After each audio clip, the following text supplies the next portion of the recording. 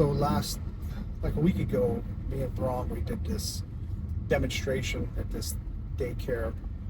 It was awesome because there was a boy there who actually, like a year ago, he was there. He's on our program, right?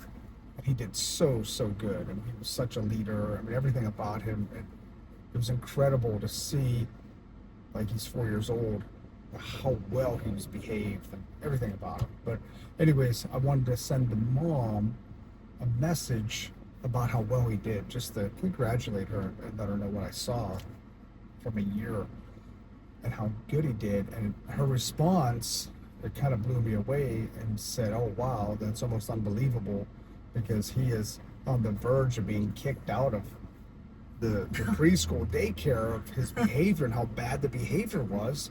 And you know, I just simply sent a message, and I had said, wow, like that's almost unbelievable because of how good he was. And I said, it's amazing what a different environment and in a different, you know, instructor. Yeah, distracted. I know. That was a challenger, right? Burning some rubber.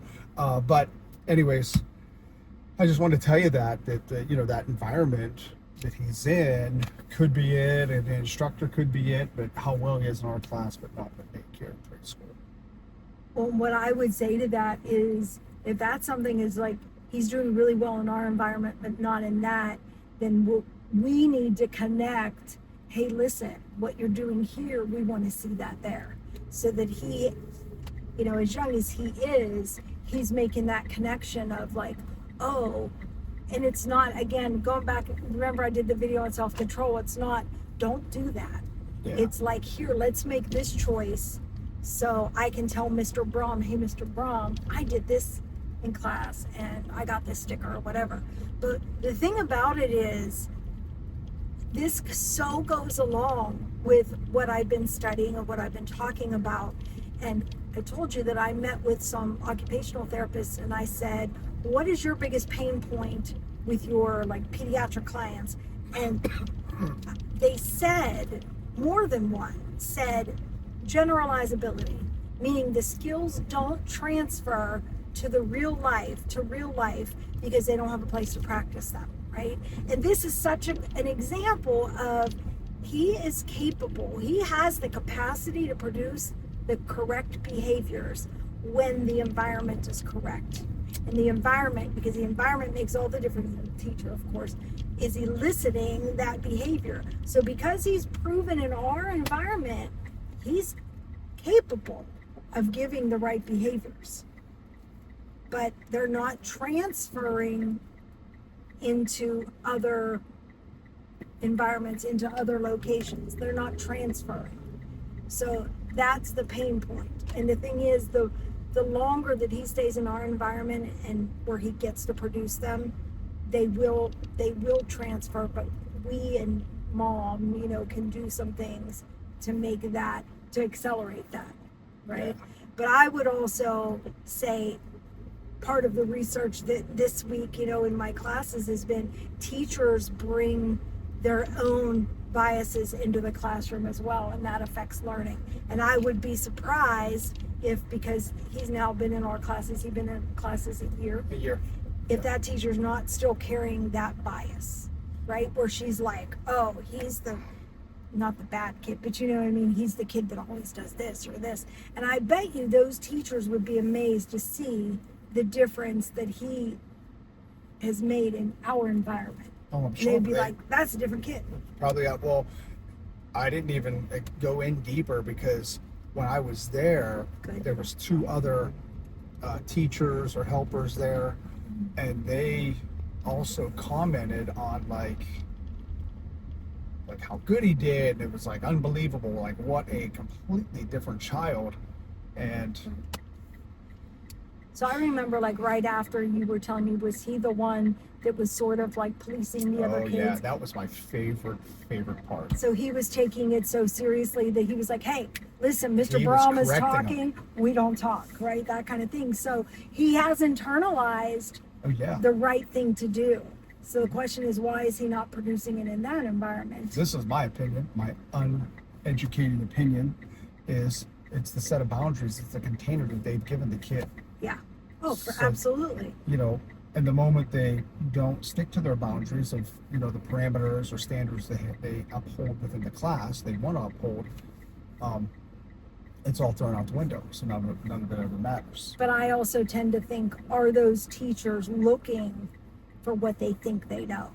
Oh, that's part He's of the it. kid that always does this. I always have to, have they not seen, how come, like they saw the changes when you were there, like, wow, Mhm. we've never seen him behave this way. But is it because they are still looking for the same thing? I'm interested to know now if we would check back in like say 3 months. Would those teachers have a different opinion? Have they seen differences in their class because now they've seen him in a different environment and they've been able to see him in a different light? So now it's changed the teacher's perception and his behavior would follow. Am I making sense? You are, but in my opinion, I feel it wouldn't make a difference because as I look at the body language from these teachers, it was way different than Brom. You know, Mr. Brom comes in, he's got his Sure. he's standing up tall, you know, his voice, like what he expects, what he wants, the example that he is giving as a leader that those kids want. Yeah. And they look over and that other person, well, they just don't have that energy. They don't have that presence. Their body language is weak. Their words are weak. And that's a big part of it too. So, you know, it's got to be a good environment and the right instructor, leader, whatever you want to call it, to make it work. This whole story just highlights this is the reason, one of the big reasons, if we had to, you know, categorize them all, that parents do bring their kids to us. He needs a place, he's got to learn, they say he's got to learn how to listen, right? It's not that he's got to learn how to listen, he's listening to what they're saying, but he's just making different choices based on different environments. Yeah, So because he can.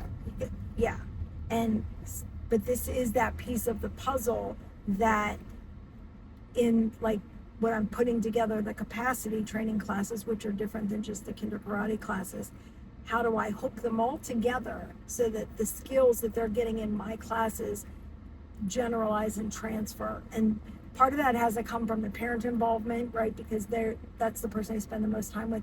And part of that has to come from the kid. And those are two pieces of the puzzle that I have to figure out. But I'm glad you told me about this story because it was like a perfect example of like, that's what I'm talking about. Transfer. Skills aren't transferring. How do we get them to transfer?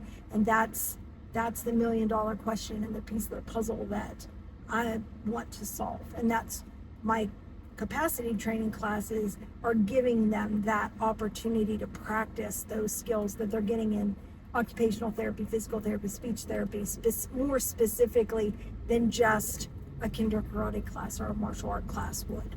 It'll be more specific. So Like I saw a future leader. I mean, real, like, I've never seen a 4-year-old be such a leader in my life. and it's amazing. It's same kid, different environment, different teacher perceptions, right? You didn't know that he couldn't be a leader. You're like, what an amazing leader. And they're like, that kid, I didn't know that was possible. So and it goes back to when I started kinder karate. People were like, you remember what they said? Yeah. Oh, kids are too young. They can't learn martial arts. They can't. I'm like, and I always said that. It was even in the book, right? From whatever I wrote that, like 2016, 2017. I said, if you give them the right environment, they can.